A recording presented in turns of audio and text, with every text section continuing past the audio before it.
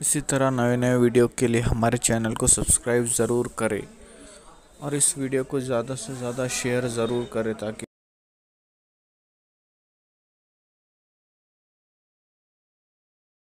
Video को like करके आगे शेयर जरूर कर देना। नबी का एहतराम मिला करता है। बहरहाल सारे बच्चे अदब की वजह से छुप गए। जब बुजुर्ग का बच्चा था उसने पूछा क्यों, खेल क्यों रुक गया? तो कहने लगे खेल इसलिए रुक गया, खेल इसलिए रुका कि बुजुर्गों की महफिल में गेंद चली गई है, किसी में हिम्मत नहीं है कि लाए। का बस इतनी सी बात है, इतनी छोटी सी बात है।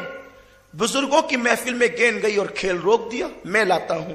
आया, सलाम भी नहीं किया, गुस्सा गेंद लेकर के भाग गया। लोग हैरान थे, इतने बड़े वली का बेटा है, इतना बेअदब, न सलाम न कलाम। सब बच्चे छुप गए गेंद को महफिल में आता देखकर, और ये आकर के बेबाकी के साथ ले गया। वो बुजुर्ग साहिब कश्फ थे, अल्लाह के बरगजीदा बंदे थे, लेकिन कभी कभी अहले कश्फ की तवज्जे भी इम्तिहानन हट जाती है तो तकदीर का लिखा हुआ होता ही होता है, क्योंकि इंसान की तदबीर पर खुदा की तकदीर ही गालिब आती है। बुजुर्ग ने फरमाया यारो कसूर इसका नहीं है, कसूर तो मेरा और मेरी बीवी का है। अब लोगों को हैरत और हुई, इतने बड़े बुजुर्ग का कसूर कैसे? तो खुद फरमाते हैं मैं और मेरी बीवी कई दिन के फाके से थे, बहुत दिनों तक फाके हो गए। आधी रात के बाद हमारे पड़ोसी को पता चला कि हम लोग कई दिन से फाके से हैं, बहुत दिन से हम भूखे हैं।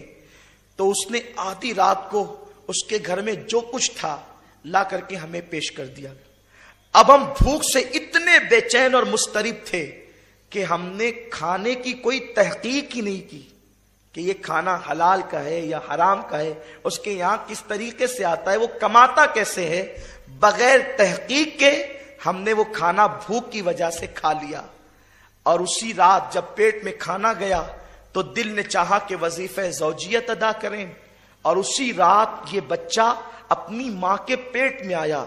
जो हमने मशकूक डाउटफुल खाना खाया है, ये उसी डाउटफुल खाने का असर है, मशकूक मुश्तबा खाने का असर है कि ये बच्चा नाफरमान और बेअदब पैदा हुआ है।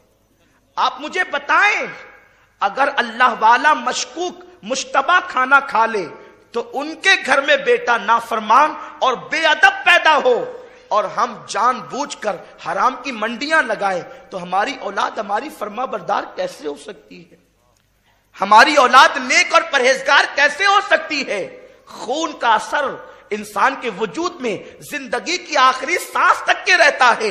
मेरे प्यारे आका सल्लल्लाहु अलैहि वसल्लम के प्यारे दीवानों, हमें अपनी फिक्र को बदलना होगा, हमें अपनी सोच को बदलना होगा, हमें अपनी फिक्र को इस्लामी फिक्र बनाना होगा। मेरे प्यारे आका सल्लल्लाहु अलैहि वसल्लम के प्यारे दीवानों, दुनियावी जाओ हशम के लिए, दुनियावी मालो मनाल के लिए, दुनियावी जो है वो लजीज खानों के लिए हमने आपको माअज़ल्लाह किस कदर जो है वो गड़े के अंदर डाला है, बस्ती के अंदर डाला है। आज ये मैं आपको बताऊं, मेरे प्यारे आका सल्लल्लाहु अलैहि वसल्लम के प्यारे दीवानों, वो लोग जो पेट पे पत्थर बांधते थे, ऐसा है कि वो कमाते नहीं थे, यकीनन कमाते थे, या वो कमाने का हुनर नहीं जानते थे, यकीनन कमाने के हुनर भी जानते थे, लेकिन सच्चाई और सदाकत की बुनियाद पर हालात ये थे कि अल्लाह अकबर 3-3 दिन, कभी कभी अल्लाह अकबर 10-10 दिन घरों में चूल्हा न जले, एक महीने चूल्हा न जले। आइए मुझे एक हदीस पाक याद आती है,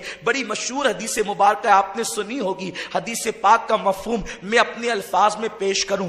आकाए करीम रऊफुर रहीम सल्लल्लाहु अलैहि वसल्लम के जानिसार सैयदना अबू बकर सिद्दीक दोपहर की चिलचिलाती हुई धूप में अपने घर से बाहर निकलते हैं, और उसके बाद जो है सैयदना फारूक आजम से मुलाकात होती है। सैयदना सिद्दीक अकबर और सैयदना फारूक आजम, ये दोनों एक दूसरे से मुलाकात करते हैं तो सैयदना फारूक आजम सैयदना अबू बकर सिद्दीक से पूछते हैं, भाई अबू बकर ये बताओ कि दोपहर की चिलचिलाती हुई धूप में तुम कभी अपने घर से बाहर निकलते नहीं हो, ये वक्त घर से बाहर निकलने का नहीं है, तुम इस वक्त घर से बाहर क्यों निकले? तो सैयदना सिद्दीक अकबर, सिद्दीक देखो, सादिक वो होता है जो सच बोलता है, यानी जो असल वाकया हो उसी को बयान करने वाले को सादिक कहते हैं, जो असल मामला हो उसी के कहने को सादिक कहते हैं, यानी सच बोलता है, जो बात है उसी के कहने को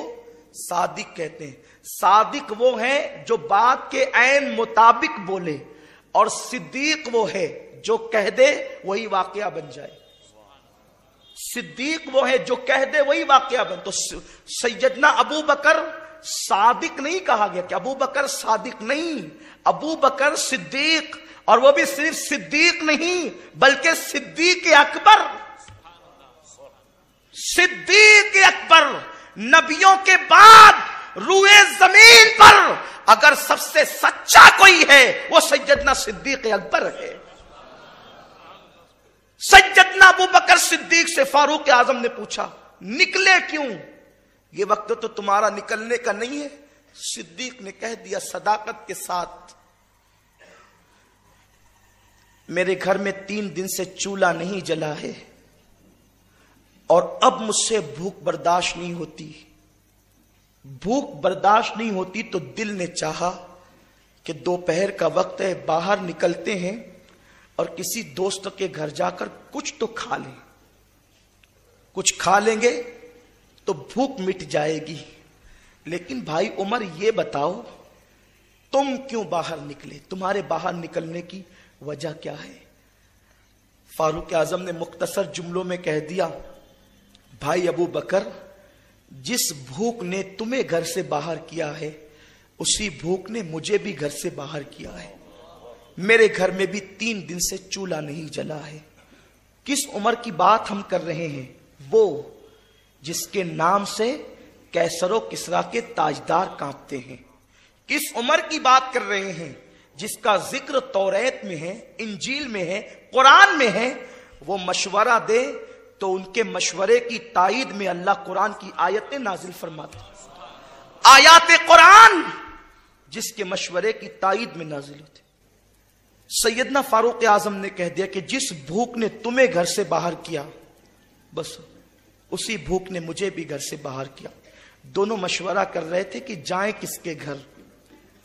अभी ये गुफ्तगू हो रही थी कि देखा कि सामने से आमिना का लाल मुस्तफा करीम, वो रसूल जिसके बारे में अहले सुन्नत का इमाम यूं कहता हो, आसमा खान जमी खान जमाना मेहमान।